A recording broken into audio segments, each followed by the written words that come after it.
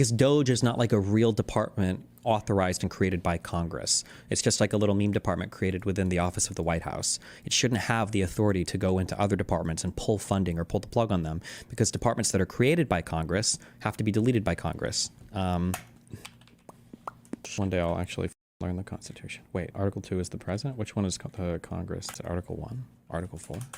Article 1. Congress, President, Judicial. Judicial is 3, right? Which clause is about creating offices? I should memorize these. Is it this clause? To make all laws which shall be necessary and proper for carrying into exercise the foregoing powers, and all other powers vested by the Constitution in the government of the United States or in any department or officer thereof. I'm gonna think of, I don't know if that's the wrong one of, hold on. Constitutional authorization, Congress to create departments. Article 2, Section 2, Clause 2. Wait, Article 2, Section 2, Clause 2. The President shall have the power, by and with the advice and consent of the Senate, to make treaties, provided 2/3 of the senators present concur, and he shall nominate, and by and with the advice and consent of the Senate, shall appoint ambassadors, other public ministers and consuls, judges, the Supreme Court, and all other officers of the United States, whose appointments are not herein otherwise provided for. Oh, okay, sorry, it's this here. And all other officers of the United States. So your officers are essentially your cabinet, right? These are the heads of your departments, whose appointments are not herein otherwise provided for, so they haven't been declared by the Constitution yet, and which shall be established by law, meaning the Congress. The Congress may, by law, vest the appointment of such inferior officers, so like your people underneath the top-level officers, as they think proper, in the President alone, in the courts of law, or in the heads of departments. So this is why it can be illegal for, like, the President, I don't believe, would be allowed to fire the Deputy Attorney General. The Attorney General would have to fire the Deputy Attorney General, but the President could fire the Attorney General, if that makes sense, I think. Unless Congress, when they created the Department of Justice, or when Congress creates something, they can specify, well, the President can do that or can't do that. There's also, I don't know how you can believe in the unitary executive theory, and I don't know how you get by like these clauses in the Constitution. USDS is now DOGE. It is official though. So I don't know what the USDS's prior roles were, but the President cannot have, cannot use, this is still part of the office of the White House. The executive office of the President that's synonymous with the office of the White House, right? I think. Or is the office of the White House different? Is the head of the executive office of the President the chief of staff? Or is the office of the White House a separate office besides the executive office of the... Okay, this is the White House office, sorry. Okay, so the formal name is the executive office, not just the White House office, I think. Regardless, people are saying, oh, well, there was a thing and it got renamed and removed. You can't, you can't have people that are just going in and dismantling your departments that are authorized by Congress. You can't do that. The President doesn't have the authority to. Congress is the one that created those departments by law. They're established by law. You can't dismantle those without Congress undoing them. Destiny, this is just for appointment. You may remove an officer at any time. The unitary executive theory doesn't believe. I don't think that he can appoint anyone at any time. Well, no, but you can remove an officer at any time, but you can't remove anybody below them. Like, the President of the United States is not legally allowed to fire people in the Department of Justice, I don't believe. He can only fire the Attorney General, I believe, is my understanding at least. Biggest political streamer on Twitch on USAID. Oh boy. What law substantiates the Department of Education? I imagine Congress probably had to pass a big law to create it, right? Department of Education. Having been created after the Department of Health, Education, and Welfare was split into the Department of Education and the Department of Health and Human Services by the Department of Education Organization Act. So this was an act by Congress that split this, and then that's where the Department of Education comes from. But I believe the vast majority, I'm trying to think, somebody can tell me this. I don't know if any departments are explicitly created in the Constitution. For some reason, I thought there were like 3 departments that are explicitly created in the Constitution, and then the rest are made by Congress. But I could be wrong. Maybe there's not any specific department here. Why wouldn't he be able to fire inferior officers? Are they using his powers as executive, even if they are inferior officers? The power that belongs to the President by Constitution.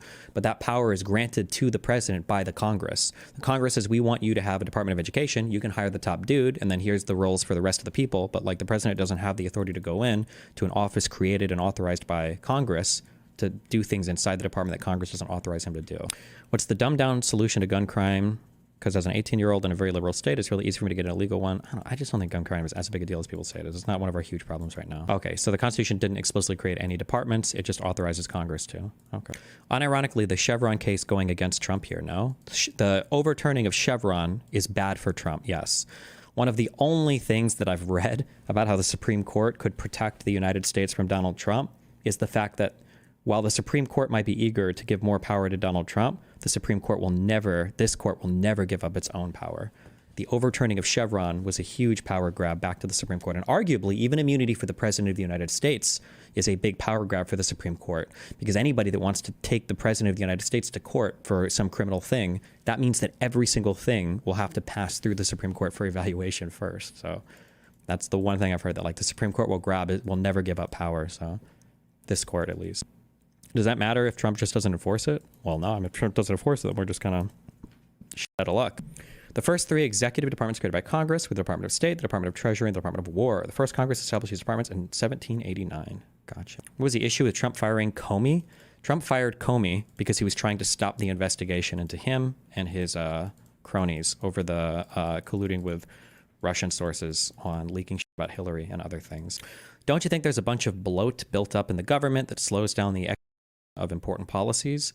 Yes, but like you have to, like, when you say that, this is the equivalent of Elon Musk going on Twitter saying, oh, Twitter is slow, we need a rewrite of the full stack.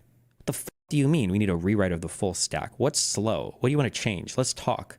It's the same thing when you go to government. If you think there are some parts that are slow or inefficient, or you want to, sure, fine, that's fine. We can change shit. You know what the problem is. But you can't just say, like, it's all bloated and slow, let's redo everything. That doesn't make any sense. Can't Trump tell the head of the office to fire the people within the department, and if they refuse, just fire and replace? I'm not sure. I don't think he can, but I don't actually know the answer to that. I know as a norm, he's not supposed to, but okay, let's finish this. Sorry. Run these agencies that are now going to be dotted by resignations. I suspect Musk thinks of the federal workforce as this huge mass of woke and largely useless ideologues. For most federal workers, they have very little to do with politics. About 16% of them work in healthcare. These are nurses and doctors who work for the Veterans Affairs Department. How many of them does Musk want to lose? How many primary care doctors treating veterans is he hoping take a buyout? Twitter worked terribly after Musk's takeover. It had these frequent outages and bugs, but its outages are not a national scandal.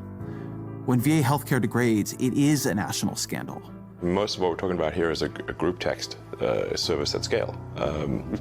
Like, how many people are really needed for that, you know? What Trump wants you to see in all this activity is command. What is really in all this activity is chaos.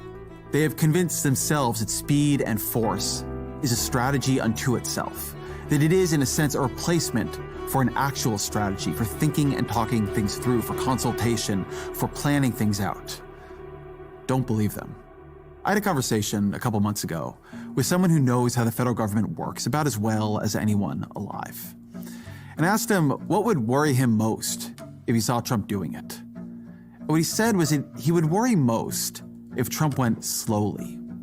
If he began his term by doing things that made him more popular, that made his opposition weaker and more confused. If he worked by stealth, if he tried to build strength for the midterms while slowly expanding his powers. Dude, if Trump was a more effective leader, but I never know. I mean, he won a second election, so who are we to say? Maybe that's the wrong choice. Because I do feel like Trump, like, imagine how mind-fucked. Like, I fully 1 billion% believe this. Here's something that I fully believe. I think that if Donald Trump said on day one, we're going to have a 15 an hour minimum wage, I actually think the country would have it like in 2 months. I think it would be done.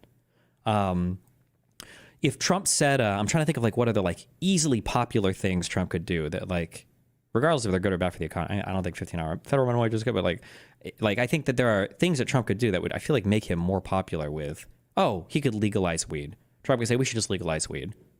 Who the f is against us at that point? Like, these are things that Trump could do that I feel like would make him popular with. Almost Medicare for all that's too big of a step. I think that's too much paperwork. That's too complicated. I'm just thinking like really simple, easy things that Trump could do. And chipping away the state. But none of those give him more power. Well, no, it would give him more power because one of the things that Ezra is bringing up here, that's a good point, is Trump doesn't actually have much political power, like structurally or institutionally. It's all in the people and his like voting base. Like Trump is not powerful or popular for Congress. This is what I was talking about before. That's why he always overperforms his ticket. It's always why the people underneath him on the with the R next to their names aren't doing as well as Trump is, because it doesn't translate to other people in the government. It's only Trump. And he could do things that I feel would shore up power for his people. That's why he lost the elections in 2022 didn't go the way they wanted. So many special elections were lost. Like, if he worked by stealth, if he tried to build strength for the midterms while slowly expanding his powers. Maybe I'm wrong, but isn't deporting illegal people pretty popular amongst the public nowadays, even if it's bad for the country? I think there's ways that he could do that deportation thing that would like make everybody Like, it would be less unpopular. Like, a thing that you'd have a lot of trouble with is imagine Donald Trump says, I'm signing an executive order today that says that we are deporting every single illegal immigrant in every state and federal prison that has a felony. Like, that would be really hard for Democrats to fight against. Whew. You almost have to give them that one. So like 15 an hour minimum wage, weed legalization, deporting all illegals with, deporting every single illegal immigrant with a felony in a current state or federal prison. Like, these are like, I feel like these are things where it's like, oof, like most people are going to like that. Now Congress is like, okay, my leader's finally doing some shit that I can go back to my constituents with. That isn't some unhinged crazy shit that I've got to carry water for. Like, I don't know. And more confused. Trump went slowly. If he began his term by doing things that made him more popular, that made his opposition weaker and more confused, if he worked by stealth, if he tried to build strength for the midterms while slowly expanding his powers and chipping away at the state in the places where it was weakest, where people couldn't really see him doing it. But Trump didn't do any of that. Instead, muzzle velocity. And so the opposition to Trump, which seemed so listless and absent after the election, now it's beginning to rouse itself. There's a subreddit for federal employees where one of the top posts reads, "This non-buyout really seems to have backfired. I'll be honest, before that email went out, I was looking for any way to get out of this fresh hell. But now I'm fired up to make these goons as frustrated as possible." As I write this, it's been upvoted more than 39,000 times, and civil servant after civil servant is echoing the initial sentiment. In Iowa this week, Democrats flipped a state Senate seat in a district that Trump had won easily in 2024.